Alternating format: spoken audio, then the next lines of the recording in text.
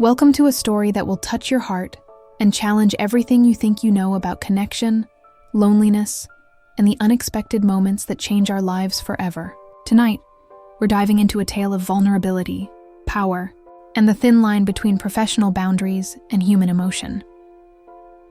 If you're ready for a journey that explores the depths of human connection in the most unexpected circumstances, make sure to hit that subscribe button and give this video a like. Trust me, you won't want to miss where this story takes us. Let's begin. The rain drummed against the floor-to-ceiling windows of Sarah Chen's downtown Seattle apartment, each drop a tiny percussion note in the symphony of her solitude. 28 candles flickered on a store-bought chocolate cake, their warm glow dancing across the polished surface of her dining table.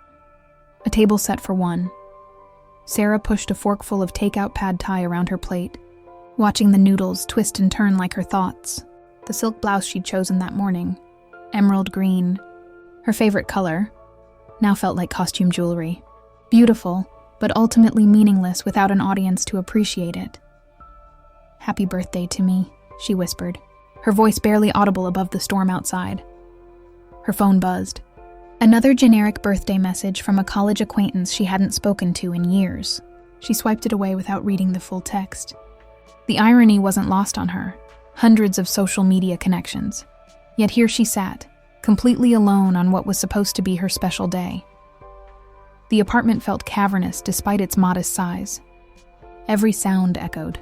The hum of the refrigerator, the distant traffic, the soft whistle of wind through a crack in the window frame. She'd moved to Seattle 18 months ago for the job at Morrison Enterprises, leaving behind family in San Francisco and friends scattered across the country. Building a new life, she'd told herself. Following her dreams. Dreams. The word felt hollow now. Working as executive assistant to Victoria Morrison, tech mogul, venture capitalist, and one of the most powerful women under 40 in America, had been everything she'd hoped for professionally. The salary was more than she'd ever imagined, the connections invaluable, the experience transformative. But personally, she'd become a ghost in her own life. Sarah glanced at her laptop, still open on the kitchen counter where she'd been reviewing Victoria's schedule for the next week. Even on her birthday, work followed her home. Not because Victoria demanded it. In fact, her boss had specifically told her to take the day off. The dedication came from somewhere deeper, a need to prove herself worthy of the trust placed in her. Victoria Morrison. Even thinking the name sent a familiar flutter through Sarah's chest, a reaction she'd been fighting for months. Her boss was brilliant, demanding, impossible, and absolutely magnetic. At 35, Victoria commanded every room she entered with an effortless authority that Sarah both admired and envied. Her steel gray eyes missed nothing, her wit was razor sharp, and her rare smiles felt like personal victories. But Victoria Morrison was also untouchable. A goddess in Armani suits who lived in a penthouse that cost more than most people made in a lifetime. She was Sarah's boss, nothing more. The flutter in her chest was simply professional admiration mixed with a healthy dose of intimidation. At least, that's what Sarah told herself. The doorbell's sudden chime cut through her melancholy like a knife. Sarah froze, fork halfway to her mouth. She wasn't expecting anyone. Her building had a secure entrance. Whoever was downstairs had to have been buzzed up by another resident or... The chime came again, more insistent this time. Sarah set down her fork and walked to the door, her bare feet silent on the hardwood floor. She peered through the peephole and felt her heart stop. Victoria Morrison stood in the hallway, her usually perfect blonde hair slightly mussed from the rain, droplets of water clinging to her black wool coat. In her hands, she held a bottle of what looked like expensive champagne and a small, elegantly wrapped box. "This can't be happening," Sarah whispered to herself. She looked down at her outfit, yoga pants and an old college sweatshirt she'd changed into after her failed attempt at a celebratory dinner. Her hair was in a messy bun, her face bare of makeup. She was the absolute opposite of put together.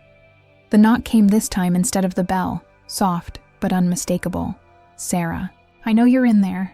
I can see the light under the door." Victoria's voice, muffled by the wood but still carrying that distinctive authority, sent a shiver down Sarah's spine. There was something different in her tone, though. Softer, almost hesitant. Sarah's hand trembled as she reached for the deadbolt. This was her boss. Her intimidating, brilliant, seemingly untouchable boss, standing outside her apartment on a rainy Thursday night. On her birthday. But how did Victoria even know where she lived? More importantly, how did she know it was her birthday? As Sarah's fingers closed around the lock, one thought crashed through her mind like lightning. Everything was about to change, and she had no idea if she was ready for it. The lock clicked open, and with it, the carefully constructed barriers between her professional and personal worlds began to crumble. The door opened slowly, revealing Sarah's flushed face and wide, questioning eyes. Victoria took in the sight before her, her usually composed assistant looking beautifully disheveled in casual clothes, vulnerability written across every feature. For a moment, neither woman spoke. Victoria? What are you doing here? Sarah's voice was barely above a whisper. Victoria held up the champagne bottle, a vintage Dom Perignon that probably cost more than Sarah's monthly rent. I brought birthday supplies. Her usual commanding tone was softer, almost tentative. May I come in? Sarah stepped back, her mind racing. Of course, I'm sorry, I look terrible. I wasn't expecting. She gestured helplessly at her casual attire. You look perfect, Victoria said quietly, and something in her voice made Sarah's breath catch. As Victoria entered the apartment, she seemed to fill the space with her presence, even in her slightly damp coat, even with her guard apparently down. She radiated the same magnetic energy that made boardrooms fall silent when she spoke. But tonight there was something else, a nervousness that Sarah had never seen before. How did you know where I live? Sarah asked, closing the door behind her. Victoria's cheeks colored slightly. HR files. I may have looked up your address. She paused, then added with uncharacteristic uncertainty. I hope that's not too intrusive. And my birthday? Also HR files. Victoria's smile was almost shy. I pay attention to these things. I should have wished you happy birthday this morning, but you'd already left early for your appointment, and then I got caught in back-to-back meetings. Sarah blinked in surprise. Victoria knew about her morning dentist appointment. She'd mentioned it weeks ago in passing while scheduling Victoria's calendar. I noticed you seemed subdued today, Victoria continued, setting the champagne on the kitchen counter. And when I realized you were spending your birthday alone... She trailed off, seeming to gather herself. Well, that seemed unacceptable. The rain continued its assault on the windows, creating an intimate cocoon around them. Sarah watched as Victoria removed her coat, revealing a simple black cashmere sweater and dark jeans, the most casual Sarah had ever seen her boss dressed. Without her usual armor of power suits, Victoria looked younger, more approachable, but no less beautiful. You didn't have to come, Sarah said softly. I mean, I appreciate it, but I don't want you to feel obligated. Obligated? Victoria turned to face her fully, and Sarah saw something intense burning in those gray eyes. Sarah, nothing about tonight is obligation. The weight of those words hung between them, loaded with implications that Sarah wasn't sure she dared to interpret. I was just having some dinner, Sarah said, gesturing toward the table with its lonely place setting and flickering candles. Nothing fancy. Victoria's gaze took in the scene. The single chair, the takeout containers, the birthday cake with its slowly melting candles. Something shifted in her expression, a softness that made Sarah's heart race. Then let me join you, Victoria said, if you'll have me. There was something almost vulnerable in the request, so different from Victoria's usual decisive commands. Sarah found herself nodding before she could overthink it. I'll get another plate, she said, moving toward the kitchen. Actually, Victoria said, catching her wrist gently as she passed. The contact sent electricity shooting up Sarah's arm. Let me take care of dinner. It's your birthday. Sarah stared down at Victoria's hand on her wrist. Perfectly manicured fingers, the subtle weight of an expensive watch, skin softer than she'd imagined. You want to cook?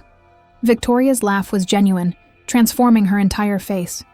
I was thinking more like ordering from that Italian place on Pine Street. I called ahead. They're staying open late for us. You called ahead? I may have planned this visit more carefully than I initially let on, Victoria admitted, releasing Sarah's wrist but maintaining eye contact. I couldn't stop thinking about you spending tonight alone. It didn't sit right with me. The admission hung in the air between them, loaded with implications that neither woman seemed ready to address directly. Sarah felt her carefully maintained professional boundaries wavering. Why? She asked softly. I'm just your assistant.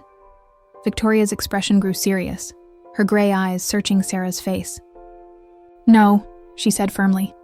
You're not just anything. The words sent a shiver through Sarah that had nothing to do with the storm outside. She'd spent months wondering if Victoria saw her as more than just another employee, if the moments of connection she'd imagined were real or wishful thinking. Victoria. Let me ask you something, Victoria interrupted, stepping closer. The space between them seemed to crackle with tension. Do you trust me? The question was simple, but Sarah sensed layers beneath it. Did she trust Victoria professionally? Absolutely. Did she trust her with her heart? With the feeling she'd been carefully hiding for months? Yes, Sarah whispered. Because despite all the uncertainty, despite the impossibility of their situation, it was the truth. Victoria smiled then, a real smile that reached her eyes and made Sarah's knees weak. Good. Then trust me when I say that tonight isn't about work or professional boundaries or any of the walls we've built between us. Tonight is about you, and making sure you know that you're not as alone as you think you are. Before Sarah could respond, Victoria's phone buzzed with a text. She glanced at it and smiled. Our dinner is here. Perfect timing. As Victoria went to buzz up the delivery driver, Sarah sank into her chair, trying to process what was happening. Her boss, the woman she'd been secretly falling for, had shown up at her apartment on her birthday with champagne and dinner plans. The same woman who commanded million-dollar deals and boardroom presentations was nervous about whether Sarah would let her stay for dinner. The professional mask Victoria wore so perfectly in the office had slipped, revealing glimpses of someone Sarah desperately wanted to know better. But with that revelation came terrifying questions. What did Victoria want from tonight? What did Sarah want? And once they crossed certain lines, would there be any going back? As Victoria returned from the door, her eyes bright with anticipation, Sarah realized she was about to find out. The Italian feast Victoria had ordered transformed Sarah's modest dining table into something magical. Warm light from the candles mixed with the soft glow from her pendant lamp, casting everything in golden hues. Outside, the storm continued its symphony, but inside, the atmosphere had shifted to something intimate and electric. Victoria had insisted on serving Sarah, moving around the small apartment with surprising familiarity. She'd found wine glasses without asking, located serving spoons, and even managed to keep their food warm while they arranged everything. Watching her boss, this powerful, intimidating woman, puttering around her kitchen with such care felt surreal. This smells incredible, Sarah said, settling into her chair as Victoria took the seat across from her. The positioning meant they were closer than they'd ever been outside of reviewing documents, close enough that Sarah could smell Victoria's subtle perfume, something expensive and intoxicating. Giuseppe's never disappoints, Victoria replied, pouring the champagne with practiced ease. I discovered it during my first month in Seattle. I was working 18-hour days, barely seeing daylight, and this place became my lifeline. It was a glimpse into Victoria's personal life that Sarah had never heard before. In the office, Victoria was all business. Her personal life remained a mystery sealed behind professional composure. You worked 18-hour days when you first moved here? Sarah asked, accepting the champagne flute. Victoria's smile held a hint of self-deprecation. 20-hour days, if we're being honest. I was trying to prove myself in a new market, convince investors that Morrison Enterprises wasn't just another tech flash in the pan. She raised her glass. To birthdays that don't go as planned. Sarah clinked her glass against Victoria's, their fingers brushing in the exchange. To unexpected visitors who make everything better. They drank, and Sarah felt the bubbles dance on her tongue, the alcohol adding warmth to the heat already building in her chest. Victoria was watching her over the rim of her glass, those gray eyes holding an intensity that made Sarah's pulse quicken. Can I ask you something? Sarah said, setting down her glass. Anything? How did you know I was alone tonight? I mean, how could you be sure I didn't have plans? Victoria's cheeks colored slightly. I may have been paying more attention to your personal life than is strictly professional. She paused, seeming to weigh her words. You never mention dates or social plans. You work late without complaint, come in early, never seem to have weekend obligations that conflict with work events. You've been watching me that closely? Sarah, Victoria said softly, leaning forward. I've been watching you since the day you started. At first, it was professional curiosity. You were too good at the job, too intuitive about what I needed. But then what? Victoria set down her glass, her fingers tracing its stem nervously. Then I realized I was looking forward to Monday mornings for the first time in years. That I was scheduling longer meetings just to have excuses to work closely with you. That I was disappointed when you left promptly at 5 instead of staying late. Sarah's heart hammered against her ribs. Victoria, I know it's inappropriate, Victoria continued, her voice gaining strength. I know there are power dynamics, professional boundaries, 100 reasons why I should have kept these feelings to myself. But sitting in my penthouse tonight, knowing you were here alone on your birthday, I couldn't pretend anymore that what I feel for you is purely professional admiration. The confession hung between them like a live wire. Sarah stared at Victoria's face, seeing vulnerability there that she'd never witnessed before. The woman who commanded boardrooms and intimidated competitors was laying her heart bare across a dinner table lit by birthday candles. What you feel for me? Sarah's voice was barely audible. Victoria met her gaze directly. I think you're brilliant, not just at your job, but in how you see the world, how you solve problems, how you handle people. You're kind without being weak, professional without being cold. You make me want to be better than I am. She paused, her voice dropping to a whisper, and somewhere along the way I fell for you completely. Sarah felt tears prick her eyes. Months of carefully hidden longing, of professional distance, of wondering if her feelings were one-sided, crystallized into this moment of perfect clarity. I thought I was imagining it, she whispered. The looks, the moments when you'd stand closer than necessary, the way you remember things about me that most bosses wouldn't notice. You weren't imagining it, but I'm your assistant. You're Victoria Morrison. You could have anyone. I don't want anyone, Victoria said firmly. I want you, the woman who brings me coffee exactly how I like it without being asked, who anticipates problems before they happen, who argues with me when I'm being unreasonable, but does it so diplomatically that I don't realize until later, who works harder than anyone I know but still finds time to ask how my day was. Sarah reached across the table, her fingers finding Victoria's. The contact was electric, sending warmth shooting up her arm. I've been falling for you for months, she admitted.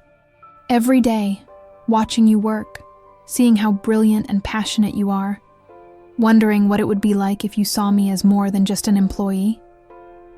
Victoria's fingers intertwined with hers. I see you, Sarah. I've always seen you.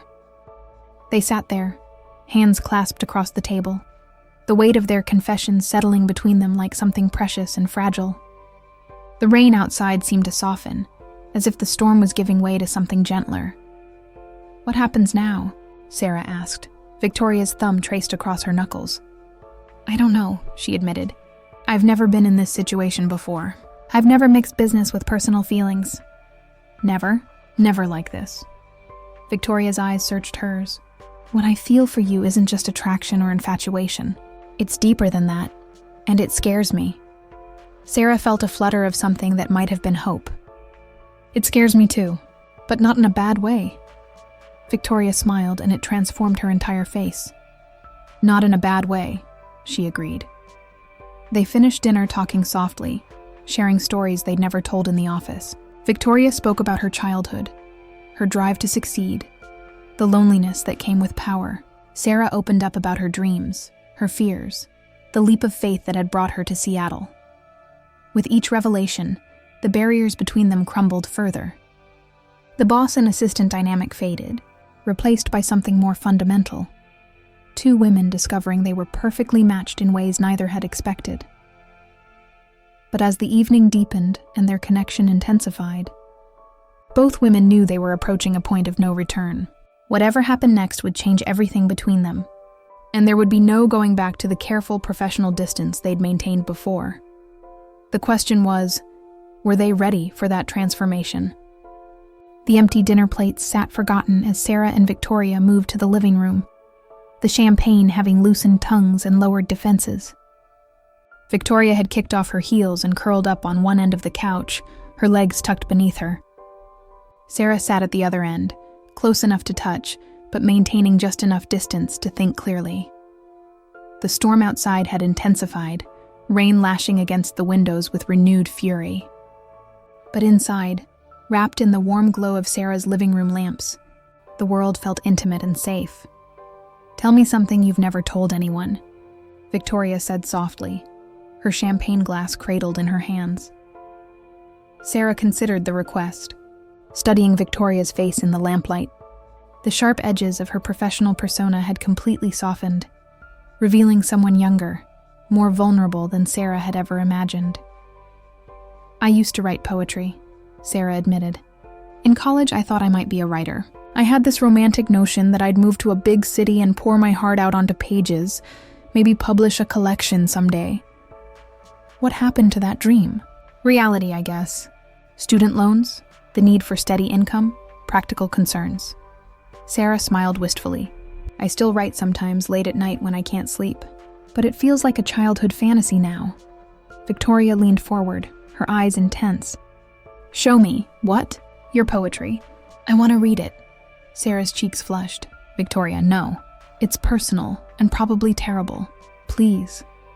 The word was soft, but carried an undertone of the authority Victoria wielded so naturally. "I've shared my feelings with you tonight. Share something back." After a moment's hesitation, Sarah rose and retrieved a leather journal from her bedroom. She returned to find Victoria watching her with an expression that made her stomach flutter with anticipation and nerves. "These are just fragments," Sarah said, settling back onto the couch.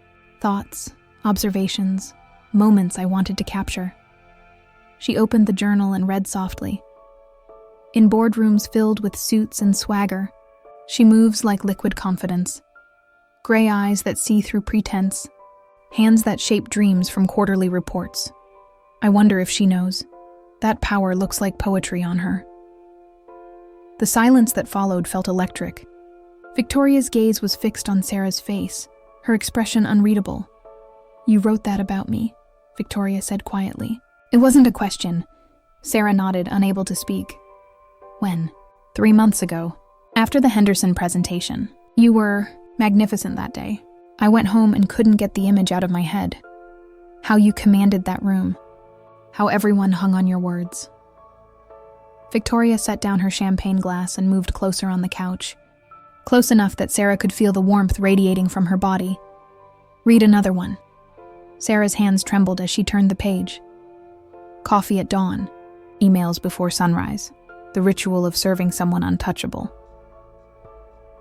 But in stolen moments between meetings, when she asks how I slept, when she remembers I hate mushrooms, when she smiles like I'm the only person in the room, I forget the distance between us and imagine what it would feel like to be seen by those storm-gray eyes as something more than useful. Victoria's breath caught audibly.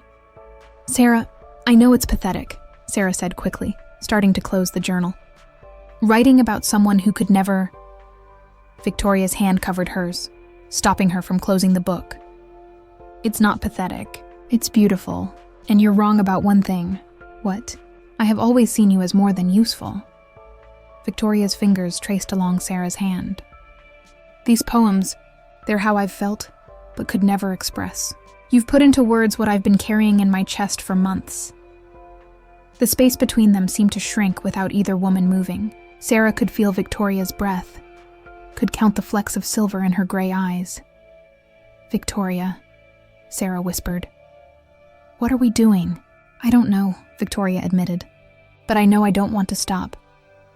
If we cross this line, I know, everything changes.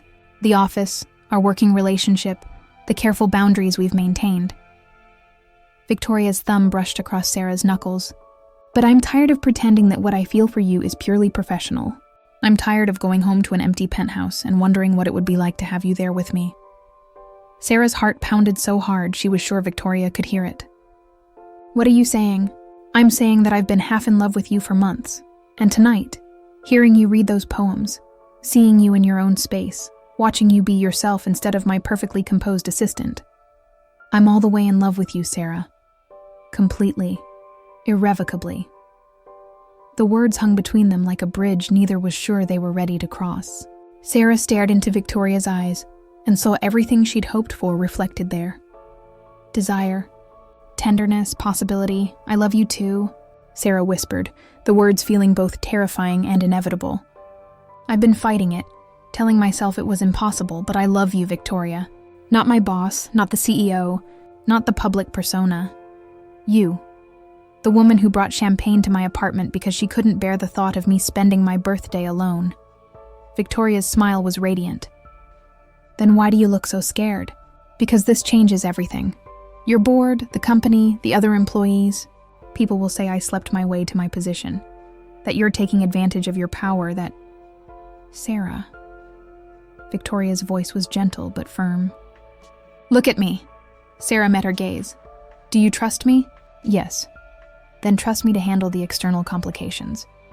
Trust me to protect what we have, to navigate the politics, to make sure your reputation and career are safe."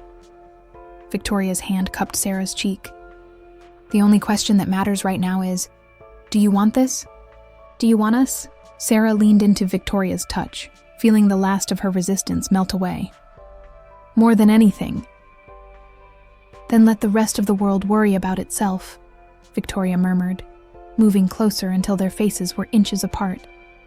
"Tonight, let's just be two women who found something beautiful in the most unexpected place." As Victoria's lips brushed against hers in the softest, most tentative kiss, Sarah felt the final barrier between them dissolve. The kiss deepened, months of suppressed longing and careful professional distance giving way to pure, honest connection. When they finally broke apart, both women were breathless. "Happy birthday, Sarah," Victoria whispered against her lips. Sarah smiled, her heart full in a way she'd never experienced before. "Best birthday ever." Outside, the storm began to calm, as if the universe itself was settling into contentment. But inside Sarah's apartment, wrapped in each other's arms, two women who had found love in the most unlikely circumstances were just beginning their own beautiful storm. Morning light filtered through the rain-streaked windows, casting soft patterns across the living room where Sarah and Victoria had talked until dawn. They'd fallen asleep on the couch, Victoria's head on Sarah's shoulder, their hands still intertwined. Sarah woke first, taking a moment to process that the previous night hadn't been a dream. Victoria Morrison, brilliant, powerful, untouchable Victoria Morrison, was asleep in her arms, her face peaceful and younger-looking without its usual mask of authority. Her blonde hair had escaped its perfect styling, falling in soft waves across Sarah's shoulder. Sarah held perfectly still, not wanting to break the spell. In the daylight, reality was creeping in around the edges of their magical evening. Questions she'd pushed aside in the champagne-soaked honesty of the night were demanding attention. What happened when they went back to the office? How would they navigate a relationship when one of them held all the professional power? What would people think? Victoria stirred, her eyes fluttering open. For a moment, confusion crossed her features. Then memory returned, and her face lit up with a smile that made Sarah's heart skip. "Good morning," Victoria murmured, her voice husky with sleep. "Good morning," Sarah replied softly. "How did you sleep?" "Better than I have in months." Victoria stretched carefully, mindful of their entwined position. "Though, I think my neck is going to hate me for sleeping on a couch." They disentangled themselves slowly, the morning after awkwardness threatening to intrude on their newfound intimacy. Victoria ran her hands through her hair, trying to restore some order to her appearance. "I should probably go," she said, but her tone suggested she didn't want to. "Let you get ready for work." "Actually," Sarah said, glancing at the clock, "it's Saturday." Victoria blinked, then laughed. "Right. I've been so focused on work lately that I've lost track of days." She turned to face Sarah fully. "In that case, may I make you breakfast? It seems only fair since you shared dinner with me. You want to cook? In my kitchen? I'm full of surprises, Victoria said with a grin. Though I should probably warn you that my culinary skills are limited to things that don't require actual cooking. I make excellent coffee and superior toast. Sarah watched Victoria move around her small kitchen with the same confidence she brought to everything else. It was surreal and wonderful seeing her boss, what was Victoria to her now? Buttering toast and humming softly under her breath. Victoria, Sarah said as they settled at the table with coffee and toast. What happens now? I mean, with us, with work? Victoria set down her mug, her expression growing serious. I've been thinking about that too. We need to be careful, strategic about how we handle this. Sarah's stomach tightened. You want to keep it secret? Not secret exactly, but discreet, at least initially. Victoria reached across the table, taking Sarah's hand. I want to protect you from office gossip and speculation. I want to make sure that when people eventually know about us, there's no question about your qualifications or your position in the company. How do we do that? Well, Victoria said, her fingers tracing patterns on Sarah's palm. I've been considering promoting you to Executive Director of Operations. It's a position I've been meaning to create anyway, and you're more than qualified. It would put you on equal footing with other department heads, reporting directly to me but with your own team and responsibilities. Sarah stared at her. You want to promote me? I want to make sure that when our relationship becomes public, and it will, eventually, no one can diminish your achievements by suggesting you slept your way to the top. Victoria's eyes were fierce. You're brilliant, Sarah. You deserve recognition for your skills and contributions, not whispers about who you're dating. But won't people think the promotion is because of this? Because of us? Let them think what they want. Your work will speak for itself. Victoria squeezed her hand. Besides, I've been planning this promotion for weeks. I just hadn't figured out how to offer it without you thinking I had ulterior motives. Sarah felt tears prick her eyes. Even now, even after their confessions of love, Victoria was thinking about Sarah's career, her reputation, her future. What about the board? Company policies? There are no explicit policies against relationships between executives, as long as they're properly disclosed. And the board? Victoria's smile was sharp. The board cares about results and profits. As long as both continue to improve, they won't interfere with my personal life. They spent the morning talking through the practicalities, the challenges they'd face, the timeline for making their relationship known. Victoria was methodical, strategic, approaching their romance with the same intelligence she brought to business deals. But between the serious conversations, there were moments of pure magic. Victoria feeding Sarah bites of toast, Sarah showing Victoria her favorite books, quiet kisses that tasted like coffee and possibility. I should go home and change, Victoria said eventually, glancing at her clothes from the night before. People will notice if I show up to the office Monday in the same outfit I wore Friday. Will I see you this weekend? Sarah asked, trying to keep the hope out of her voice. Victoria's smile was answer enough. I was hoping you might let me take you on a proper date tonight. Dinner somewhere that requires reservations and has actual tablecloths. Like a real date? The most real date, Victoria confirmed. I want to court you properly, Sarah Chen. I want to take you beautiful places and buy you flowers and hold your hand in public. Sarah's heart felt like it might burst from happiness. I'd love that. As Victoria gathered her things, preparing to leave, she paused at the door. Sarah? Yes? Thank you for last night. For trusting me with your feelings, with your poetry, with your heart. Victoria's eyes were soft. I know this is complicated, but I want you to know that I'm all in. Whatever we face together. Sarah kissed her gently. Together. After Victoria left, Sarah sank onto her couch, trying to process everything that had changed in the span of one evening. Yesterday she'd been alone, convinced that her feelings for Victoria were hopeless. Today she was in love, and loved in return by the most incredible woman she'd ever met. Her phone buzzed with a text from Victoria. Already missing you.